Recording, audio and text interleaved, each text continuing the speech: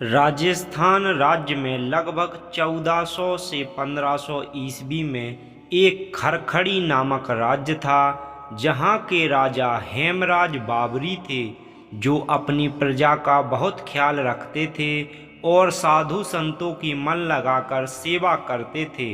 वह परम गोभक्त थे। उनकी पत्नी का नाम कपूरी था। राजा हेमराज बाबरी और उनकी पत्नी परम शिव भक्त थीं, पर उन्हें कई वर्षों तक कोई संतान न हुई, जिससे राजा रानी दोनों दुखी रहने लगे। कुछ समय बाद उनके राज्य में नागा साधु पधारे, जिनकी राजा रानी ने मन लगाकर खूब सेवा की, जिससे प्रसन्न होकर नागा साधुओं ने राजा रानी को वरदान मांगने को कहा। तब राजा रानी ने नागा साधुओं से संतान प्राप्ति का वरदान मांगा।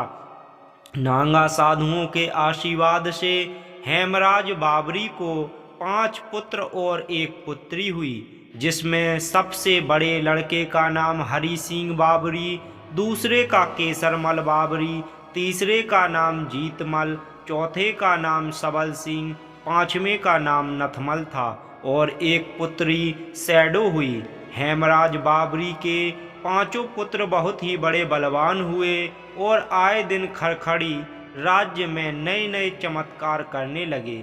इसी प्रकार से समय बीतता गया। अब हेमराज बाबरी वृद्ध हो चुके थे, इसलिए उन्होंने अपना राजपाट अपने बड़े पुत्र हरि सिंह बाबरी को दे दिया।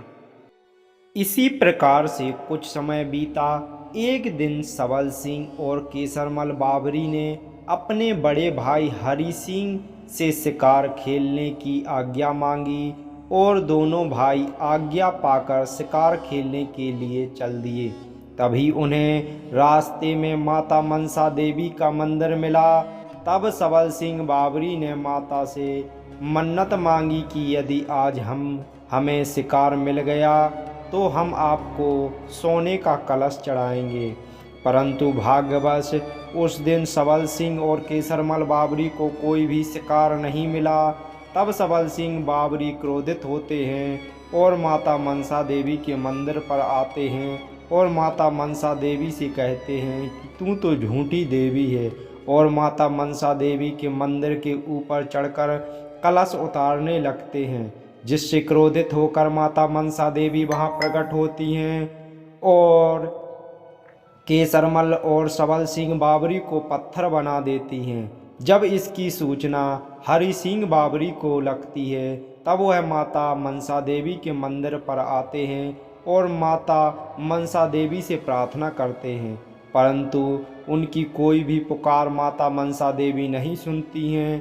तब हरि सिंह बाबरी अपना शीश काटकर माता मनसा देवी को चढ़ा देते हैं, जिससे माता मनसा देवी प्रसन्न हो जाती हैं और वहाँ पर प्रकट होती हैं और हरि सिंह और केसरमल बाबरी और सबल सिंह बाबरी को पुनः जीवित कर देती हैं और माता अपनी 64 योगनियाँ 5 बाबरियों को दे देती हैं।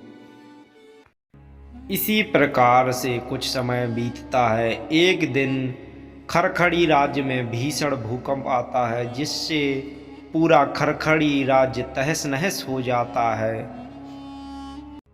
इस आपदा में बचे हुए लोग और 5 बाबरी बहन सैडो और उनकी ताई खरखड़ी राज्य छोड़कर दिल्ली की तरफ जाते हैं, जहां वह एक जगह अपना डेरा लगाते हैं। वहीं उन्हें एक हिंदू लड़की श्याम कौर का पत्र मिलता है कि उसके सारे परिवार को चकबंगलूर के पठान राजा ने मार डाला है और उसे अपनी हवस मिटाने के लिए अपने साथ ले जाकर कैद कर लिया है।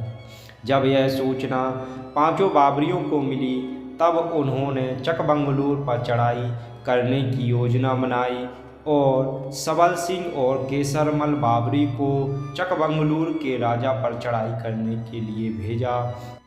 केसरमल और सबल सिंह बाबरी ने चकबंगलूर के पठान राजा को मार डाला और श्याम कौर को उसकी कैद से आज़ाद कराया और उसको अपनी धर्म की बहन बना लिया और अपने साथ अपने खेमे में लौट आए।